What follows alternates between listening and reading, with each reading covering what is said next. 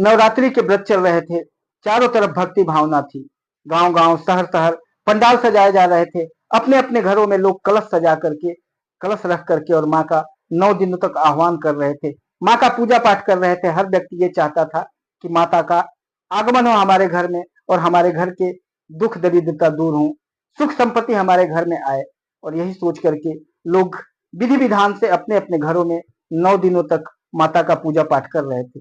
लेकिन एक घर ऐसा था जिस घर में काफी तूफान आया हुआ था, काफी बड़ा बवाल हो गया था। वह ऐसा था कि उस घर की जो पत्नी थी, वो पत्नी काफी पूजा पाठ करने वाली थी। पत्नी ने घर में माता का कलश रखा था। उसने अपने पति से कहा था कि इन 9 दिनों तक तुम कुछ भी उल्टा सीधा नहीं खाना, क्योंकि उसका पति जो था वो एक नास्तिक टाइप का आदमी था। उसका पति हर दिन चिकन मीट मच्छी खाने वाला आदमी था। इसलिए उसकी पत्नी ने उसको मना किया था कि 9 दिनों तक कुछ भी उल्टा सीधा नहीं खाना, कुछ भी ऐसा काम नहीं करना जिसके वजह से मेरे पूजा पाठ में किसी भी तरह का विघ्न बाधा आए। और उसका पति उससे कहता है कि ठीक है, मैं 9 दिनों तक अपने आप को मनाऊंगा। लेकिन 5वें दिन ही उसका पति शराब पी करके और मटन और चिकन खा करके घर में आ जाता है। जब उसकी पत्नी को ये बातें पता चलती है तो उसकी पत्नी वहीं पर फूट फूट करके रोने लगती है, चीखने लगती है और चिल्लाने लगती है और कहती है कि मेरा सारा कुछ बर्बाद कर दिया तुमने।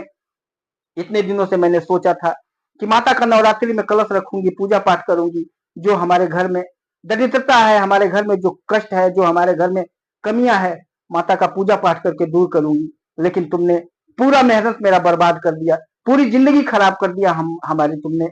और ये कह कर करके पत्नी रोती रहती है, चिल्लाती रहती है, चीखती रहती है। जब उसका पति इतना चिल्लाहट और चीखता उसका देखता है तो उसका पति 2-3 थप्पड़ अपनी पत्नी को लगा देता है। जब अपने पत्नी को थप्पड़ मार देता है तो पत्नी बिल्कुल अपने काबू से बाहर हो जाती है, अपने भाई को बुलाती है और अपने मैके चली जाती है। दोस्तों, पति को छोड़ करके जब वो मैके चली जाती है, लेकिन 2 साल बीतता है। 2 साल के बाद वही पत्नी फिर अपने ससुराल आती है, अपने पति के पास आती है। लेकिन उस समय अपने पति को वो अपने हाथों से चिकन और मटन बना करके खिला रही थी। लेकिन उसका पति इस लायक नहीं था, इस योग्य नहीं था कि वो चिकन मटन खा पाए। उसकी हालत इतनी खराब हो गई थी कि वो किसी चीज को खाने के लायक नहीं था। दोस्तों, कहानी बहुत ही मार्मिक है, काफी दुखद है और काफी व्यथित करने वाली कहानी है। इस कहानी को लास्ट तक सुनिएगा, इस कहानी में लास्ट तक बने रहिएगा। अगर आप इस चैनल पे नए होंगे तो चैनल को सब्सक्राइब कर लीजिएगा, वीडियो को लाइक करके और अपने दोस्तों को शेयर कर दीजिएगा। चलिए जानते हैं इस पूरी कहानी को इस वीडियो के माध्यम से। दोस्तों, कहानी शुरू करूं उससे पहले आज नवरात्रि का पहला दिन है। माता शैलपुत्री का आगमन हो चुका है और माता के इस पावन आगमन पर माता के चरणों में मेरा कोटि कोटि वंदन। और माता से मेरी यही विनती है कि हे माँ, हमारे इस छोटे से यूट्यूब फैमिली के जितने भी सदस्य हैं उनके सिर पर अपना हाथ हमेशा बनाए रखिएगा। उनके जीवन में आने वाली हर कष्ट, हर विघ्न बाधाओं को काटिएगा, उन विघ्न बाधाओं को उनके जीवन से दूर करिएगा और उन्हें हमेशा, उनके परिवार को हमेशा खुशहाल रखिएगा, उन्हें हमेशा तरक्की के मार्ग पर लेकर के जाइएगा। दोस्तों, चलिए जानते हैं इस कहानी को। कहानी की शुरुआत बिहार के एक छोटे से जिले सीतामढ़ी से होता है। सीतामढ़ी में एक पति पत्नी रहते हैं जिनका नाम आलोक और मीरा होता है। आलोक और मीरा काफी खुशी पूर्वक अपने परिवार के साथ रह रहे होते हैं। उनके परिवार में और भी सदस्य होते हैं। उनका परिवार एक भरा पूरा बड़ा परिवार होता है। आलोक के कई भाई होते हैं और सभी लोग कंबाइंड एक साथ रह रहे होते हैं। आलोक की शादी को 5 साल हो गए होते हैं, लेकिन उसकी पत्नी माँ नहीं बनी होती है।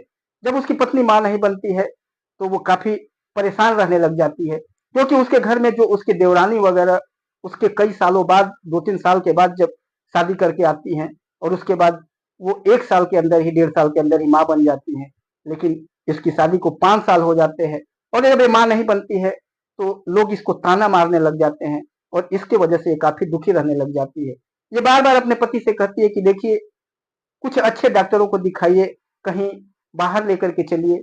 उसका पति हर संभव प्रयत्न करता है, जितने भी डॉक्टर्स होते हैं नजदीक आसपास सबको दिखाता है और डॉक्टर्स का रिपोर्ट जब आता है तो यही होता है कि पत्नी में कोई कमी नहीं है, पत्नी बिल्कुल माँ बनने के लायक है। फिर एक बार वो पति अपना भी जाकर के टेस्ट कराता है तो उसमें भी पता चलता है कि पति में भी कोई दिक्कत नहीं है, पति भी बिल्कुल स्वस्थ है और बच्चा पैदा करने के लायक है। जब ये दोनों का रिपोर्ट सही आता है तो ये दोनों काफी हैरान और परेशान होते हैं और कहते हैं कि ऐसी क्या बात है कि दोनों बिल्कुल सही हैं, बिल्कुल ठीक हैं, लेकिन फिर भी बच्चा पैदा नहीं हो रहा है। तो कुछ आस-पास के लोग जो पड़ोसी होते हैं और कुछ जानने वाले कुछ रिश्तेदार होते हैं, वो कहते हैं कि कुछ ऐसी भी चीज़ें होती हैं, जो ऊपरी हवा होती है, उसकी वजह से भी कभी संतान के सुख प्राप्ति करने में डिले होता है या संतान सुख मिलता ही नहीं है। इसलिए अच्छा होगा कि यदि तुम लोगों ने डॉक्टर वगैरह को दिखा लिया, अब किसी बड़े विद्वान को दिखाइए, किसी बड़े ज्ञानी बाबा वगैरह को दिखाइए और इसके बाद ये लोग दोनों पति-पत्नी एक काफ़ी पहुँचे हुए ज्ञानी बाबा के पास पहुँचते हैं। वहाँ पर जाकर के दिखाया जाता है तो वो जो पंडित जी होते हैं काफ़ी अच्छे होते हैं, काफ़ी ज्ञानी होते हैं। जब इनके ग्रह नक्षत्रों का मिलान करते हैं और देखते हैं, तो कहते हैं आपको संतान सुख है, लेकिन उसके लिए आपको कुछ चीज़ें करना पड़ेगा। आपके परिवार में, आपके घर में कुछ ऐसी चीज़ें हो रही हैं, जो कि आपको संतान प्राप्ति में विघ्न डाल रही है। आपके जो घर में कुछ लोग हैं जो मदिरा और मांस मदिरा का सेवन करते हैं, उन चीज़ों से उनको थोड़ा दूरी बनाना पड़ेगा। और जब ये चीज़ें पता चलता है, तो तुरंत वो जो मीरा होती है अपने पति को देखने लग जाती है, क्योंकि उसका पति ही तो था जो कि मांस मदिरा खाता था। और जब वो अपने पति को देखती रहती है, तो उसका पति अपनी नज़रें नीचे कर लेता है और उसके बाद जब उस पंडित जी को दिखाने के बाद जब वो लोग चलने लगते हैं, तो मीरा उसको कोसने लगती है, कहती है कि तुम ही तो हो, तुम्हारे वजह से ही तो हमारे घर परिवार में हमें संतान प्राप्ति नहीं हो रही है। हमें दूर जाने की क्या जरूरत है, हमें किसी और को देखने की जरूरत नहीं है। हमारे घर में हमारे संतान की प्राप्ति में तो बाधा तुम ही बनने वाले हो, और इस चीज को कब छोड़ोगे तुम? वो कहता है देखो, मैं कोशिश करूंगा कि इसको छोड़ दूं, एक बार तो मैं छोड़ नहीं सकता हूँ, क्योंकि मैं बचपन से ही ये खाता पीता आ रहा हूँ। जब मैं छोटा था तभी से मैं मीट मच्छी खाने लगा हूँ, और जब बड़ा हुआ नौकरी चाकरी करने लगा, तो दोस्तों के साथ थोड़ा थोड़ा पार्टी वगैरह में ड्रिंक वगैरह करने लगा।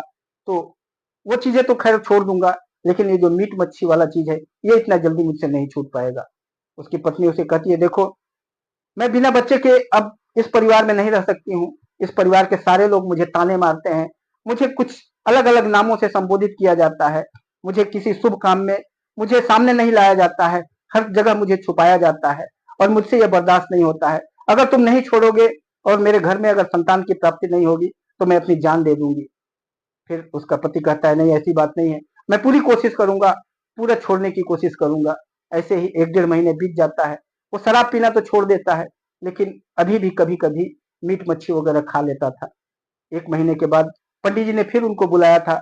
एक महीने के बाद वो पत्नी जब फिर पंडित जी के पास जाती है, अपने पति को लेकर के जाती है, तो पंडित जी कहते हैं कि अब कुछ बरकत तुम्हारे घर में दिख रही है, और अगर इसी तरह से अगर रहोगी, तो बहुत जल्दी ही तुम्हें संतान की प्राप्ति होगी।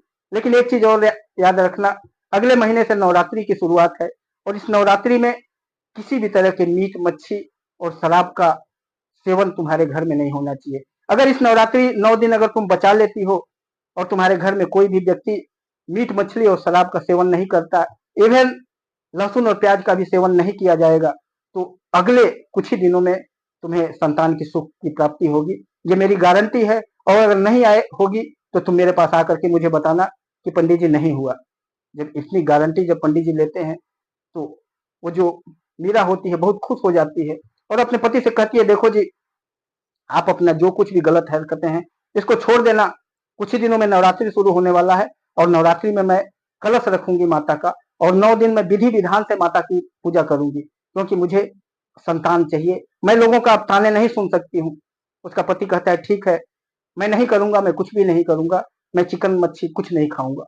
लेकिन वो पूजा पाठ करने लग जाती है, मीरा अपने घर में कलश रखती है, लहसुन प्याज वगैरह सब कुछ छोड़ दिया जाता है, काफी विधि विधान से वो पूजा करने लग जाती है। उसे तो सिर्फ और सिर्फ उसके सामने अपना संतान दिख रहा था, और बार बार वो पंडित जी की कही हुई बातों को याद करती थी, और पूरे दिलो दिमाग से माता की सेवा में, माता की चौकी में लग जाती है, माता के पूजा पाठ में लग जाती है। लेकिन तभी अभी चौथा दिन ही बीता होता है, पांचवा दिन ही होता है, लेकिन उसका पति अब रह नहीं पाता, क्योंकि उसके पति को इस चीज की लत थी, और पति उसका नास्तिक टाइप का था, वो पूजा पाठ को समझता ही नहीं था। जब वो उसकी पत्नी पूजा पाठ करती है, तो आन के मन से वो कह तो देता था कि हाँ मैं नहीं करूंगा, लेकिन जब दूर होता था तो यही कोसता था कि अरे ये ऐसे ही ढोंग है, ये फालतू की चीजें हैं। और उस दिन वो जाता है, और उसके एक दोस्त का, जो उसका जिगरी दोस्त होता है, उसके दोस्त का मैरिज एनिवर्सरी होता है, उसका दोस्त उसे बुलाता है कि भाई आजा, आज मेरी मैरिज एनिवर्सरी है। वो कहता है भाई तेरे मैरिज एनिवर्सरी में आकर के मुझे क्या फायदा है, मेरी पत्नी तो 9 दिन का नवरात्रि का व्रत है और मैं कुछ खा पी नहीं सकता हूँ, तो कोई फायदा नहीं आने का, रहने दे, जाने दे, क्योंकि मैं वहां आऊंगा तो फिर मेरा दिल करेगा और फिर घर में बवाल हो जाएगा। तो वो जो दोस्त होता है कहता है अरे यार ये सब ढोंग है, प्रपंच है, ये सब औरतें ऐसे ही करती रहती है, तू आजा, आजा पार्टी मनाते हैं, चुपचाप धीरे से खा पी लेना, उसको पता भी नहीं चलेगा। वो ये सोच करके फिर उसकी पार्टी में चला जाता है, और जब पार्टी में चला जाता है तो उसको शराब पिला देता है। वो सोचता है कि थोड़ा सा पी लूंगा और कुछ खा लूंगा जिससे इसका दुर्गंध नहीं आएगा, और लेकिन जब दौर शुरू होता है उसकी पार्टी का तो कई पैक लगा लेता है और इतने दारू शराब पी लेता है कि फिर उसको होश ही नहीं रहता। उसके बाद चिकन मटन जो भी आता है सारी चीजें खा लेता है, और खाने के बाद जब घर आता है, रात के 11 बजे जब घर पहुंचता है, तो पत्नी दरवाजा खोलती है तो देखती है कि ये बिल्कुल इसके पैर लड़खड़ा रहे हैं, ये जमीन पर गिर रहा है, बिल्कुल नशे की हालत में है। और जब उसके नजदीक मुंह के पास जाती है तो उसको शराब की बदबू आती है और चिकन मीट की बदबू आती है। वो पत्नी वहीं पर बैठ जाती है और अपना सिर पकड़ करके रोने लग जाती है और कहती है मेरा सब कुछ बर्बाद कर दिया तुमने, सब सत्यानाश कर दिया। कितने दिनों से मैं मेहनत कर रही थी, कितने दिनों से मैं साधु और पंडित के पास जा रही थी, कितने पैसे मैंने खर्चे किए, कितने पूजा पाठ करवाए, और 9 दिनों से मैं आज 5 दिन बिता चुकी थी। 4 दिन के बाद मेरा संतान मेरे कोख में आ सकता था, लेकिन तुमने सब कुछ सत्यानाश कर दिया, सब सर्वनाश कर दिया। जब इस तरह से बोलने लग जाती है और चिल्लाने लगती है, चीखने लगती है, तो उसका जो पति होता है वो भी गर्म हो जाता है, और उसी में गर्मी में ही उस 2-3 थप्पड़, नशे की हालत में था ही, उसे कुछ पता नहीं चलता और पत्नी के ऊपर 2-3 थप्पड़ जड़ देता है। पत्नी को काफी चोट आ जाती है और उसे धक्का मार देता है, दीवार से जाकर के टकरा जाती है। जब वो दीवार से टकराती है उसका सिर से खून बहने लग जाता है। वो देखती है कि मेरे सिर से खून बहने लग जाता है, अपना हाथ लगाकर देखती है कि उसके हाथ में पूरा खून खून हो जाता है। वो फिर रोने लगती है, चीखने लगती है। आसपास के लोग वहां पर इकट्ठा हो जाते हैं और वो कहती है कि देखिए ऐसे ऐसी चीजें मैंने किया था और इसने मेरा सब कुछ खत्म कर दिया, मुझे मार रहा है शराब के नशे में आकर के। जो उसके घर वाले और भी जो व्यक्ति होते हैं और आसपास के जो लोग होते हैं सब लोग कहते हैं तुम कैसा पति है यार, पत्नी 9 दिन का माता का व्रत करके रखी है एक संतान की इच्छा के लिए, और तुम उसके व्रत को खत्म कर दिया। तुम शराब के नशे के चक्कर में और इस तरह के मीट और चिकन के खाने के चक्कर में अपनी पत्नी की सारी इच्छाओं को तुमने मार दिया। सारे लोग जब उसे उलाहना देते हैं वो चुपचाप जा करके और एक जगह बैठ जाता है, और उसके दिलो दिमाग में भी हो रहा था कि जरूर मुझसे बहुत बड़ी गलती हो गई है, ये चीज होनी नहीं चाहिए थी। लेकिन अब पत्नी अब दिल में अपने बैठा लेती है कि अब मुझे इसके साथ नहीं रहना है। वो अपने भाई को उसी रात फोन करती है, थोड़े ही दूर पर उसका मैका होता है, और भाई को कहती है कि तुम्हें किसी भी तरह से अभी मेरे ससुराल आना है, नहीं तो मैं आज अपनी जान दे दूंगी। उसका भाई अपनी मोटरसाइकिल उठा करके भागा भागा उसके ससुराल पहुंचता है। ससुराल पहुंचने के बाद माजरा जब देखता है तो उसका भाई भी बहुत गर्म हो जाता है। वो अपने जो जीजा होता है उसके ऊपर हाथ उठा देता है। उसकी पत्नी उसको रोकती है कि जाने दो, तुम्हारा जीजा है, तुम्हारा फर्ज नहीं है उसके ऊपर हाथ उठाने का, लेकिन चलो अब मैं इसके साथ नहीं रहूंगी। और अपने भाई के मोटरसाइकिल पर बैठती है और अपने मैके चली जाती है। दोस्तों मैके तो चली जाती है, लेकिन दिलो दिमाग में अभी भी उसको यह रहता है कि मेरा पति जरूर मुझे बुलाएगा, क्योंकि पत्नी थी, पति को दिल से बहुत चाहती थी। सारा चीज हो गया था, उसका सारा चीज बर्बाद हो चुका था, फिर भी वो चाहती थी कि मेरा पति मुझे बुलाएगा जरूर। और इधर जो पति था उसको भी इतनी खुन्नस हो चुकी थी, कुछ तो उसको ग्लानि हुई थी कि मैंने बहुत बड़ी गलती कर दी है, क्योंकि वो बाप बनना चाहता था, वो भी चाहता था कि मेरे घर में कोई संतान आए, मुझे बेटा और बेटी की प्राप्ति हो और मैं भी लोगों के बराबर हो जाऊं। जो लोग ताने मारते हैं, जो लोग चिढ़ाते हैं कि तुम तेरे अंदर कमी है या तेरे अंदर कमी है, तू कभी बाप नहीं बन सकता है, तेरा कर्म सही नहीं है, लोग ऐसी बातें कहते थे। वो भी सोचता था कि मैं भी बाप बनूं और हम भी पति पत्नी इन लोगों के बराबर हो जाए। लेकिन आज वो देख रहा था कि मैंने जानबूझ करके अपने पैरों में कुल्हाड़ी मार लिया है। अब वो अपने पत्नी को मुंह दिखाने के लायक नहीं होता है, वो ग्लानि में भरा रहता है, और फिर वो पत्नी को फोन भी नहीं करता है, पत्नी से बात भी नहीं करता है। उधर पत्नी इससे नाराज हो जाती है। पत्नी पहले सोचती है कि जरूर ये फोन करेगा, बात करेगा, मुझे बुलाएगा, लेकिन ये नहीं बुलाता है। ये सोचता है कि हो सकता है पत्नी थोड़ा शांत होगी, तो शांत होने के बाद पत्नी खुद फोन करेगी, बात करेगी और आने के लिए कहेगी, लेकिन उधर पत्नी भी नहीं कहती है। धीरे धीरे इनका समय बीतता रहता है, ये इधर अकेले और वो पत्नी अपने परिवार वालों के साथ रहने लग जाती है। दोस्तों समय बीतते बीतते तकरीबन इनके 1.5 साल, 1.25 साल बीत जाता है। जब 1.25 साल बीत जाता है तो एक दिन लोगों के द्वारा पता चलता है इसको, उसकी पत्नी को, कि तुम्हारा जो पति है काफी सीरियस कंडीशन में है और बिल्कुल मौत के करीब है, किसी भी पल उसकी मौत हो सकती है। जब ये पत्नी उसकी बात सुनती है, ये सारी सुनती है, तो पत्नी के पैरों तले जमीन खिसक जाती है। वो बैठ करके वहां रोने लग जाती है, दहाड़े मार करके रोने लग जाती है। अपने माता पिता, अपने भाइयों से कहती है कि देखो, मेरी गलती की वजह से मेरे पति की ये हालत हुई है। अगर मैं इतना ज्यादा पूजा पाठ के तरफ ज्यादा ये नहीं होती, उसको थोड़ा बहुत खाने पीने के लिए छोड़ दी होती, तो आज ये नौबत नहीं आता। कुछ कमी उसके अंदर थी तो कुछ कमी मेरे अंदर भी थी, मुझे भी इस तरह का इतना जिद नहीं करना चाहिए था। अपने भाई को कहती है कि तुम जाओ और जल्दी से उनके यहाँ पहुंचो और उनकी हालत देख करके तुरंत मुझे बताओ, मैं तैयार होकर के तुरंत चलता हूँ। उसका भाई कहता है, दीदी रुक जाओ, ज्यादा दूर नहीं है, आधे घंटे का रास्ता है, आधे घंटे 40 मिनट में मैं पहुंच जाऊंगा और जा करके देख के जैसे ही तुम्हें बताऊंगा, अगर उनकी कंडीशन जीजाजी की ज्यादा खराब होगी तो मैं खुद आऊंगा और तुमको लेकर के चलूंगा।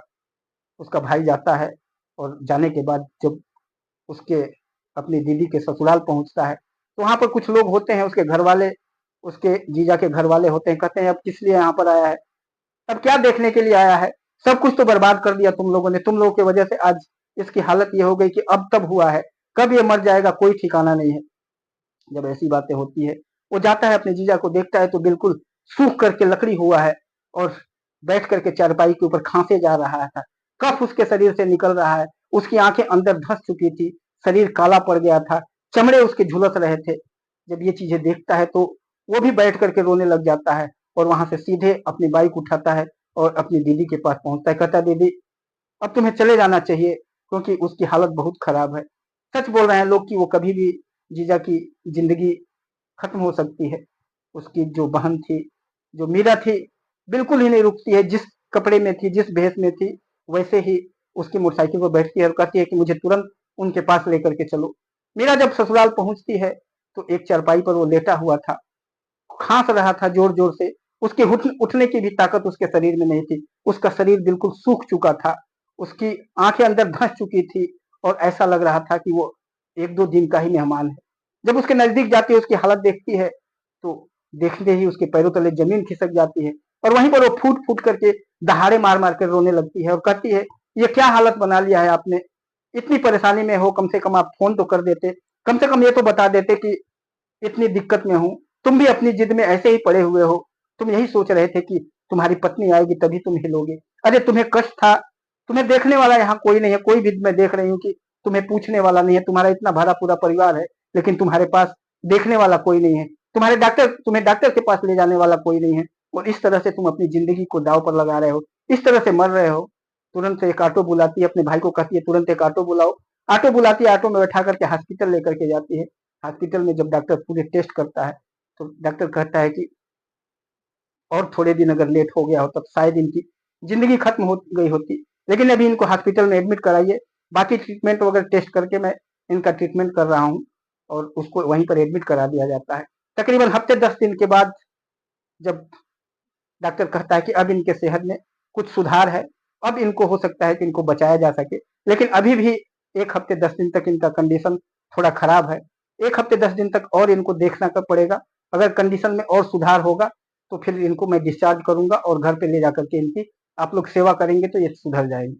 10 दिन के बाद और 10 दिन ट्रीटमेंट चलता है। 10 दिन के ट्रीटमेंट होने के बाद फिर डॉक्टर कहता है अब इनका सुधार हो रहा है और अब इनको घर पे ले जाके सेवा सत्कार की जरूरत है, इनको विटामिन वगैरह की, दूध दही और मक्खन मलाई मीट चिकन वगैरह की जरूरत है। जितनी भी इनको अंडा चिकन मच्छी जितना भी खिलाया जाएगा, उनके सेहत में उतना फास्ट रिकवरी होगा।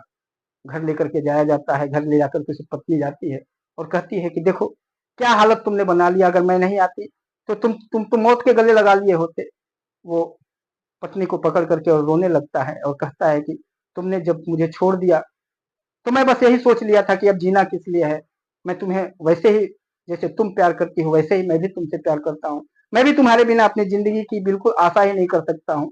और जब तुम मुझे छोड़ करके चली गई, मैं कई दिनों तक आत्मग्लानि में बैठा रहा और मैं सोचता रहा कि पत्नी मेरी एक संतान का सुख चाहती थी, वो तो यही चाहती थी कि हम पति पत्नी की एक बेटा या बेटी हो और हम लोग का जीवन बाकी लोगों के बराबर हो, लेकिन मैंने अपने पत्नी को जिस चीज को पाने में मैंने मेरी गलती की वजह से आज वो चीज सफल नहीं हो पाया, और इसी आत्मग्लानि में मैं अपने आप को गलाता रहा, खाना पीना तक छोड़ दिया। और जब खाना पीना छोड़ दिया तो घर वाले भी कोई पूछता नहीं था, घर वाले भी मुझे ऐसे ही ताने मारते थे और कहते थे पड़े रह, कोई भी दवा वगैरह नहीं कराता था। और मैं कभी कई बार तो सोचा कि तुम्हें फोन करूं, तुमसे बात करूं, लेकिन मेरा मुंह ही नहीं था तुमसे बात करने का। इतनी बड़ी गलती मैंने कर दिया था और मैं इसी तरह से घुट घुट करके मर रहा था। दोस्तों, उसकी पत्नी जब पति की ये बातें सुनती है तो उसके भी आंखों से आंसू बहने लग जाता है, वो भी लगातार फूट फूट करके रोने लगती है और कहती है कि तुमने ये चिकन मीट और शराब के खा पी करके ही अपनी पूरी जिंदगी बर्बाद किया है। काश अगर तुम ये शराब नहीं पीते, ये चिकन मीट मच्छी नहीं खाते, तो ये हालत तुम्हारी नहीं होती। वो कहता है कि देखो, मैंने ये चिकन मीट शराब कब का छोड़ दिया है, जब से तुमसे दूर हुआ हूँ सारी चीजें छोड़ दिया हूँ, लेकिन कुछ टेंशन, कुछ तकलीफ और आत्मग्लानि की वजह से मेरी ये हालत हुई है। मैंने खाना पीना तक छोड़ दिया, जिसकी वजह से ये हुआ। मैं डेली बीमार रहने लगा और रात दिन पूरी रात मुझे नींद नहीं आती थी। मैं तुम्हारे बारे में ही सोचता था कि देखो क्या क्या मैंने कर दिया, और इसी वजह से मैं आज मरने के कगार पर हो गया। मुझे जिंदगी से अब कोई मोह नहीं रह गया था और मैं चाहता था कि जल्दी से जल्दी अपनी जीवन लीला खत्म करूं। दोस्तों, जब ये पत्नी उसकी सुनती है तो कहती है, अब आपको मैं आ गई हूँ, अब आपको कुछ भी नहीं होने दूंगी, आप जो भी खाना है सब खाइए, मैं खुद बना करके आपको खिलाऊंगी। उसकी पत्नी खुद जा करके और चिकन और मच्छी बना करके ले आती है और कहती है इसे खाइए। वो कहता है मैं कब का छोड़ चुका हूँ, अब मैं नहीं खाऊंगा। लेकिन वो कहती है नहीं, डॉक्टर ने कहा है कि आपको खाना पड़ेगा, अगर आपके शरीर का रिकवरी जल्दी करना है तो ये खाना पड़ेगा और आपको खाना पड़ेगा। वो खाना नहीं चाहता है, उसका अब दिलो दिमाग बिल्कुल चेंज हो गया होता है, वो पत्नी के हिसाब से ही चलना चाहता है। लेकिन डॉक्टर के कहने के अनुसार उसे मीट मच्छी और चिकन वगैरह खिलाया जाता है। पत्नी धीरे धीरे चिकन मीट वगैरह उसको खिलाती है, लेकिन उसको दूर करती है, सोचती है कि धीरे धीरे इनका शरीर का रिकवरी हो जाएगा, उसके बाद इन चीजों को इसके जीवन से दूर कर दूंगी। और धीरे धीरे उसका शरीर रिकवर होने लगता है। फिर चिकन मीट वगैरह से उसको दूध दही के ऊपर ले आती है, दूध दही वगैरह खिलाने लग जाती है। और कुछ ही दिनों के बाद, तकरीबन 1 डेढ़ महीने की उसकी पत्नी के मेहनत के बाद, उसका पति सुधर जाता है, उसकी सेहत बिल्कुल सही हो जाती है। जब सही हो जाती है तो उसका पति अब अपने काम पर जाने लगता है और अपनी पत्नी को कहता है कि अब तुम मेरे पास ही रहो, अब तुम मुझे छोड़ करके कहीं जाओगी तो नहीं। उसकी पत्नी कहती है कि क्यों छोड़ के जाऊंगी आपको, मैंने आपसे शादी किया है, आपने मुझे पत्नी बना करके लाया है, मैं छोड़ के जाने के लिए थोड़े आपके पास आई हूँ। और मैं इस बार आई हूँ तो आपको छोड़ के जाने के लिए नहीं, आपको बिल्कुल सही रास्ते पर ले चल के और अपने जीवन में वो सारी खुशियां पाने के लिए आई हूँ, जो हम खुशियां कई सालों से हम लोगों से दूर है। इस तरह से दोनों पति पत्नी प्यार से रहने लग जाते हैं। वो सारा मीट मच्छी शराब नशा सब कुछ छोड़ देता है, जिस तरह से पत्नी कहती है उसी तरह से रहता है। फिर से वो नवरात्रि का दिन आता है, 6 महीने के बाद दूसरा वाला नवरात्रि, जो साल में 2 नवरात्रि होता है। नवरात्रि एक दोबारा जब पति पत्नी मिलते हैं, उसके बाद 1 डेढ़ महीने के बाद एक नवरात्रि आता है। पत्नी कहती है अब इस नवरात्रि मैं पूरे विधि विधान से पूजा पाठ करूंगी और इस नवरात्रि में तुम किसी भी तरह का गलत काम नहीं करना। वो पत्नी के कंधे पर सिर रखता है और रोने लगता है, कहता है कि अब जीवन में मरते दम तक कोई गलत काम नहीं करूंगा, इसका चिंता तुम नहीं करना। पत्नी खूब विधि विधान से 9 दिन का कलश रखती है और माता का खूब पूजा करती है। पति पत्नी दोनों सुबह शाम माता की आरती करते हैं, माता का आह्वान करते हैं, खूब अच्छे तरीके से पूजा पाठ किया जाता है। 9 दिन की जब नवरात्रि खत्म हो जाती है, बालिकाओं को, बच्चियों को बुला करके, नौ कन्याओं वगैरह को सबको खिलाया जाता है। एक घर परिवार में काफी लोगों को, पंडितों को बुला करके भोज भात कराया जाता है। काफी खुशी से पति पत्नी दोनों खिलाते पिलाते हैं। अब पत्नी पति भी काफी अच्छी नौकरी करने लग गया था, काफी पैसे कमाने लग गया था। पत्नी अपना घर परिवार अच्छे तरीके से संभालने लग गई थी। भगवान कहते हैं कि अगर देर होता है जीवन में, लेकिन अंधेर नहीं होता है। और कुछ ही समय के बाद, तकरीबन 10-11 महीने के बाद, उनको एक खुशी मिलती है और वो खुशी डॉक्टर कहते हैं कि तुम्हारी पत्नी गर्भवती है और तुम्हारी पत्नी के पेट में जुड़वा बच्चे हैं। इसे सुनने के बाद दोनों पति पत्नी काफी खुश हो जाते हैं। जो लोग ताने मार रहे थे, पास पड़ोस के, अगल बगल के लोग, सबके दांतों तले उंगली दब जाती है। सब सोचते हैं कि आखिर देखो, 4-5 साल के बाद बच्चा इसको, 4-5 साल इसको शादी को हो गया, 2 साल ये दोनों अलग रहे, 7 साल 8 साल के बाद फिर इसको बच्चा हो रहा है, वो भी जुड़वा। ये जरूर इसके पत्नी की जो भक्ति है और माता के प्रति जो इसकी जो आस्था है, उसी की वजह से हुआ है। कुछ ही दिनों के बाद जुड़वा बच्चे पैदा होते हैं, एक लड़का और एक लड़की। और दोनों पति पत्नी का जो घर संसार है फिर से बस जाता है, दोनों हंसी खुशी रहने लग जाते हैं। उसके बाद तो माता के प्रति जो आस्था है इन पति पत्नी का बढ़ जाता है। ये दोनों नवरात्र, साल के जो दोनों नवरात्र होते हैं, जो 6-6 महीने के बाद आते हैं, जो ठंडी वाला और एक गर्मी वाला, इन दोनों नवरात्र में 9-9 दिन दोनों व्रत रखते हैं। और धीरे-धीरे जब बच्चे इनके बड़े होते हैं, तो बच्चे भी इनके साथ माता का व्रत करने लग जाते हैं। घर परिवार में हर तरह की खुशियाँ आ जाती हैं। बच्चे दोनों पढ़ने-लिखने में काफ़ी आगे होते हैं, काफ़ी तेज होते हैं। हर जगह इन दोनों का नाम होने लग जाता है, नाम रोशन होने लग जाता है। दोनों पति-पत्नी काफ़ी खुशीपूर्वक अपना जीवन निर्वाह करने लग जाते हैं। दोस्तों, ये होती है माता और जो जो देवी-देवता होते हैं, उनकी जो कृपा होती है, ये ज़रूर कभी न कभी इंसान के जीवन के खालीपन को भर देती है, और यह वही इनके जीवन में हुआ था। आपका क्या विचार है? आप आस्तिक हैं या नास्तिक? आप किस देवी-देवता का पूजा-पाठ करते हैं? किसका आह्वान करते हैं? कमेंट में ज़रूर बताइएगा। फिर मिलेंगे किसी और वीडियो में, तब तक के लिए नमस्कार।